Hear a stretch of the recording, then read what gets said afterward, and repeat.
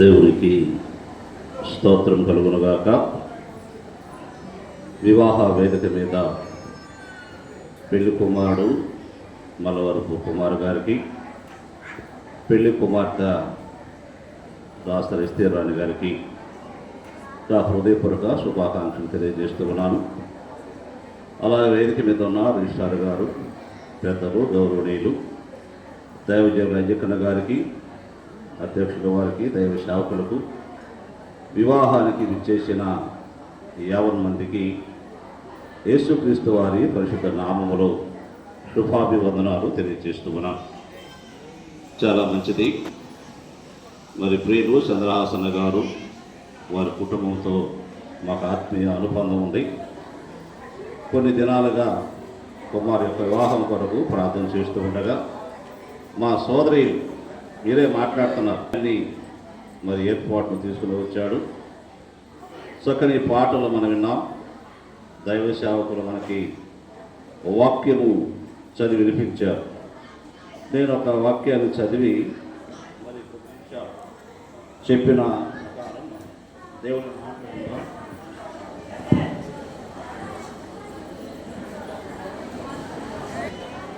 24వ వచనాన్ని చదువుకుందాం. 118వ కీర్తన 24వ వచనం. ఇది యెహోవా ఏర్పాటు చేసిన దినం, దీని యందు మనము ఉత్సాహించి సంతోషించుదాం. ప్రభు వాక్య భాగమును మనకు దీవించి పంచిపెట్టునుగాక. ఆమేన్. ప్రియమైన సహోదరి సహోదరులారా, ఇదిగా పెళ్లి కుమార్, పెళ్లి కుమార్తె ఎస్తేరాణి, కొద్ది నిమిషాలు దేవుని మాటలు వినండి. ఈ రోజుతోటే కాదు కానీ మీరు సంఘానికి వెళుతూ దేవుని వాక్యాన్ని వింటూ ఉండగా మీ జీవితాల్లో దేవుడు మరి ఆశీర్వాదకరమైన కార్యాలు జరిగిస్తాడు. ప్రియులు దైవ సేవకులు ఆనందరావు గారు ఆదికాండం 2వ అధ్యాయం 18వ వచనం నుంచి 24వ వచనం వరకు చదివి వినిపించారు. అది దేవుడు మొట్టమొదటిగా జరిగించిన వివాహం, ఆదాము హవ్వల వివాహం. నడు ఒంటరిగా ఉండట మంచిది కాదు అనుకొని వాని కొరకు సాటి అయిన సహాయం చేసిన దేవుడు ఆమెను ఆమె యొద్దకు తీసుకుని రాగా అని. అంటే నరుడు, పురుషుడు, ఆదిగా స్త్రీ ఒంటరిగా ఉండటం మంచిది కాదని యుక్త వయసుకు వచ్చినప్పుడు దేవుడి వివాహ వ్యవస్థ ద్వారా వారిని జతచేశాడు. అనగా దేవుని చేత, దేవుని ద్వారా ఏర్పాటు చేయబడిన మొట్టమొదటి వివాహం. ఆనాటి నుండి వివాహ వ్యవస్థలు కొనసాగుతూ ఉన్నాయి. మనం యోహాను సువార్త 2వ అధ్యాయంలో చదువుకుంటే అక్కడ యేసుక్రీస్తు ప్రభువారు వివాహమునకు హాజరయ్యాడు. మా సోదరీలు అక్కడ ప్రభువారు ఆ వివాహానికి హాజరయ్యారు. అక్కడ ద్రాక్షరసం అయిపోయినప్పుడు నీళ్లను ద్రాక్షరసంగా మార్చి అక్కడ తన సూచక్రియ జరిగించాడు. అనగా యేసు ప్రభువారు ఉన్న వివాహం, ఆదరైన వివాహం. యేసు ప్రభువారు మన వివాహములో, మన కుటుంబాలలో, జీవితాలలో ఉంటే ఆశీర్వాదకరంగా ఉంటుందనేది అక్కడ మనం లేఖనం ద్వారా చూస్తూ ఉన్నాం. అలాగే ప్రకటన గ్రంథం 19వ అధ్యాయంలో గొర్రె పిల్ల వివాహోత్సవ సమయం, యేసుక్రీస్తు ప్రభువారి పెళ్లి కుమారుడుగా, సంఘము పెళ్లి కుమార్తెగా ఆకాశ మండలంలో వివాహం జరగబోతుంది. ఆ వివాహముతో వివాహ వ్యవస్థ ముగించబడుతుంది. కనుక వివాహము దేవుని చేతే ప్రారంభించబడి, దేవుని చేతే కొనసాగించబడుతూ, ప్రభువు చేతే ముగించబడబోతుంది వివాహ వ్యవస్థ. మనం ఒక వచనాన్ని చదువుకున్నాం. ఇది యెహోవా ఏర్పాటు చేసిన దినం, దీని యందు మనం సంతోషించి ఉత్సహించేదమని. కనుక ఈరోజు దేవుడు ఏర్పాటు చేసిన రోజు. మరి మనం కుమారుని కావాలి.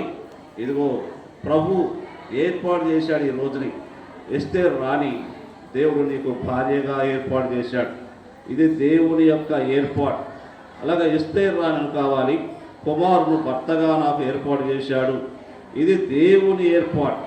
కనుక వివాహం అనేది దేవుని వ్యవహారం అంటారు. మనుషులకు కాదు, ఇది దేవుని ఏర్పాటు, దేవుని వ్యవహారం. దేవుడే మీ ఇద్దరిని ఇంతవరకు పుట్టించి కాసి కాపాడి ఆయుష్ను ఆరోగ్యాన్ని పొడిగించి యుక్త వయసుకు వచ్చినప్పుడు మీ ఇద్దరిని వివాహము ద్వారా ఒక కుటుంబముగా దేవుడు ఏర్పాటు చేయబోతున్నాడు. ఇది దేవుని కృప, దేవుని దయ. కాబట్టి ఇది ఏర్పాటు చేసిన ప్రభువే ఏర్పాటు చేశాడు. మీ ఇద్దరిని కుటుంబంగా కట్టడంలో ఆయన ఏర్పాటు.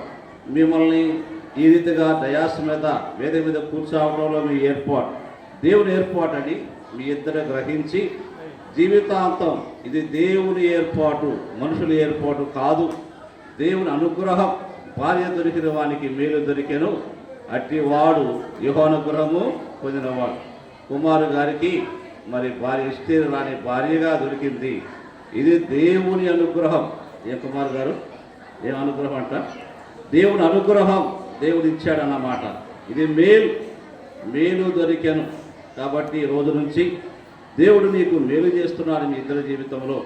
కనుక మీ ఇద్దరు ఇది దేవుని ఏర్పాటని గ్రహించి మీ జీవితాంతం గుర్తుపెట్టుకొని దేవుని స్తుతిస్తూ, దేవుని మహిమపరుస్తూ, దేవుని ఘనపరుస్తూ దీవించవలసిన వారి ఉన్నారు. దేవుని వాక్యంలో మనం చదువుకున్నప్పుడు మరి వివాహంలో బాధ్యతలు కూడా ఉంటాయి. కొలసీలు రాసిన పత్రిక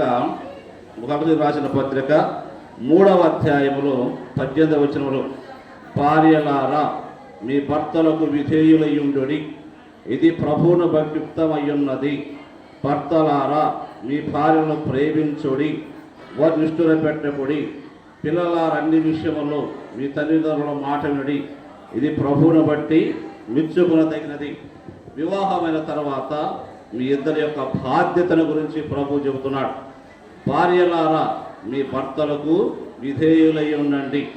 విధేయత మా ఎస్తేరు రాని, విధేయత అంటే బానిసత్వము కాదు, ఇది ఒక అలంకారం అని చెబుతుంది బైబిల్. అలాగే శారా కూడా యజమానుడా అని అబ్రహామును పిలుస్తూ ఆయనకు లోబడి ఉండేను అన్ని విషయాలు.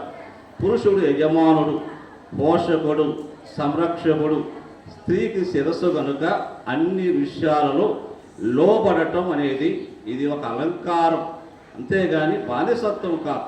అందుకని దేవుడు ప్రక్కలోంచి ఎముకలు తీశాడు కానీ శిరస్సు నుంచో పాదాల నుంచో తీయలేదు.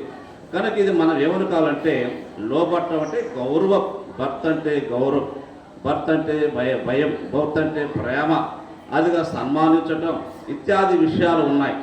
గౌరవం ఈ రోజుల్లో చాలామంది అనుకున్నారంటే నీ ఎడ్యుకేషన్, నీ క్వాలిఫికేషన్, నా క్వాలిఫికేషన్ ఈక్వల్, నీ శాలరీ నా శాలరీ ఈక్వల్, ఇక నేను నీకు లోబడేది ఏంది అనే ఒక ఈక్వల్ అనుకుంటున్నాడు. బైబుల్ అలా అంటం లేదు. సమానత్వము కాదు కానీ బానిసత్వము కాదు కానీ ఒకరి పట్ల ఒకరికి అవగాహన కలిగి విధేయత అనేది అలంకారం. ఎవరు చెప్పారు? ఇది ప్రభువు చెబుతున్నాడు, లోకం చెప్పటం లేదు. లోకమైతే అలాగే అంటుంది కానీ ప్రభువు మాట ఇది.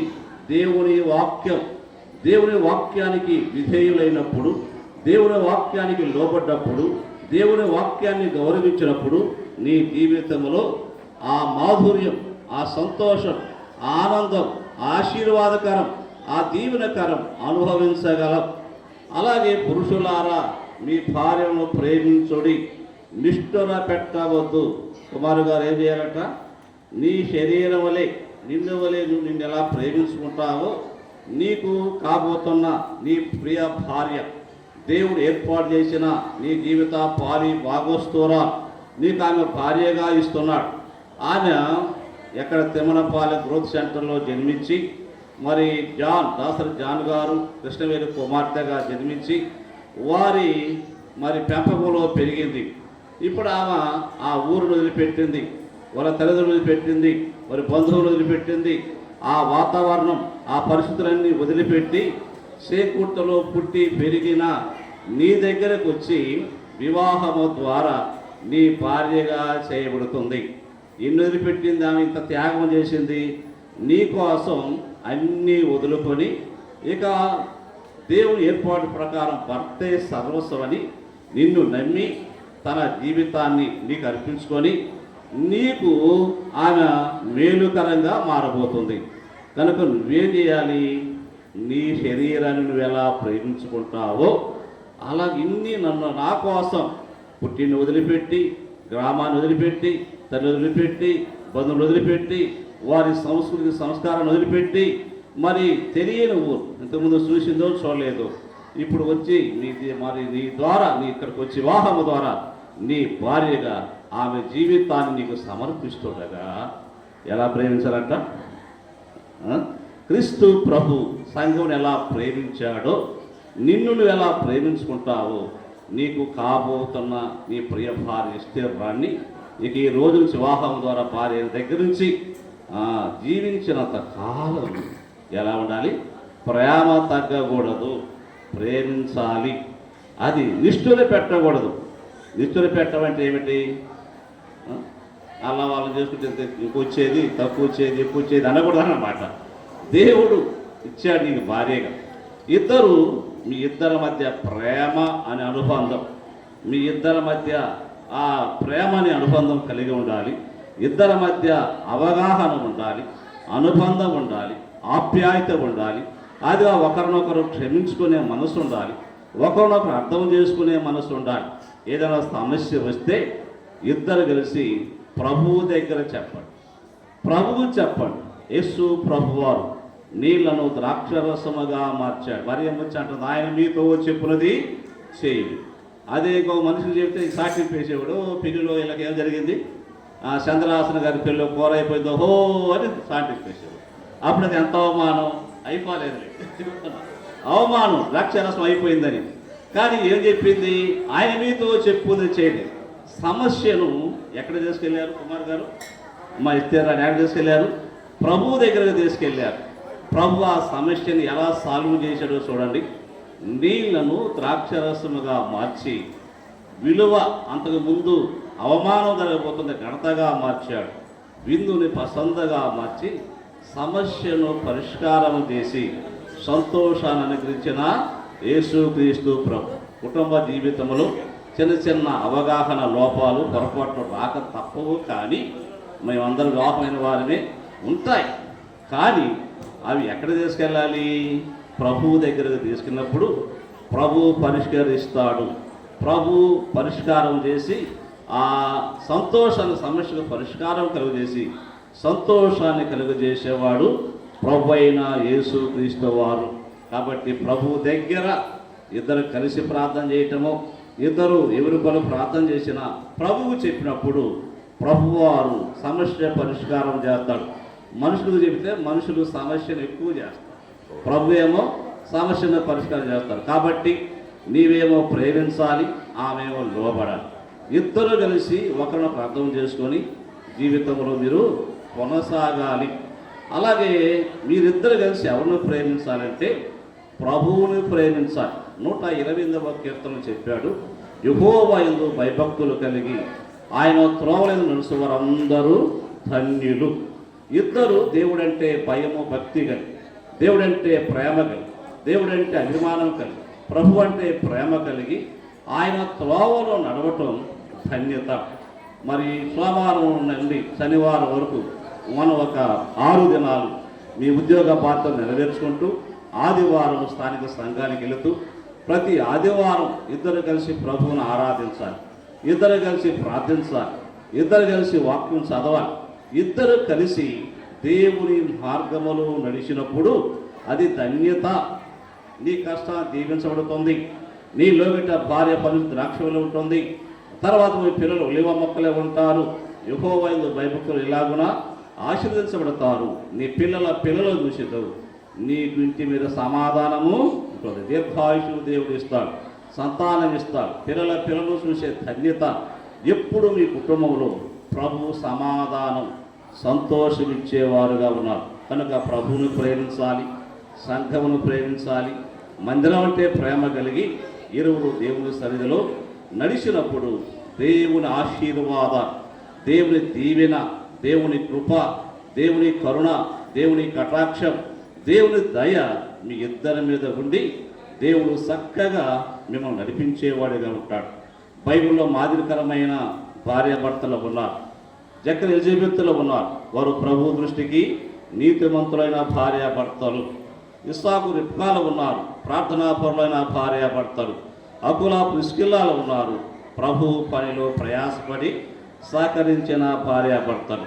ఇలాగా జకర్యా ఎలిజబెత్తుల వలె ప్రభు దృష్టికి నీతిమంతులుగా జీవిస్తూ, ఇస్సాకు రిబ్కాల వలె ప్రార్థనాపరులుగా ఉండి మంచి ప్రార్థనాపరులై వారి వలె ఆదర్శవంతులుగా ఉండి అకుల పుష్కిల్లాల వలె ప్రభుని ప్రేమిస్తూ ప్రభు పనిలో సహకారం అందించి ఆదర్శవంతమైన మాదిరికరమైన దీవెనకరమైన ఇక రాబోయే తరానికి ఒక మోడల్ దంపతులుగా కపులుగా మీరు ఉండాలని ప్రభువు కోరుతున్నాడు, మేము కోరుతున్నాం. అదంతా కూడా ఎలా సాధ్యమంటే ఇరువురు కలిసి ప్రభు సన్నిధిలో నడిచినప్పుడు సాధ్యమవుతుంది. అలాగా ప్రభువుని మరి వెంబడిస్తూ ప్రభువుని సన్నిధిని జీవిస్తూ ప్రభువు పాత్రులై ఆ రీతిగా మీ కుటుంబ జీవితం, మీ వైవాహిక జీవితం సంతోషభరితంగా సాగాలి, సంతృప్తికరంగా సాగాలి, సంతాన ప్రాప్తులై సుఖ సంతోషాలతో వర్ధిల్లాలని మరి ఆశిస్తూ దీవిస్తూ ఆదిగా ప్రభు మిమ్మల్ని ఆదిగా నడిపించి బలపరుచునుగాక. ఆమె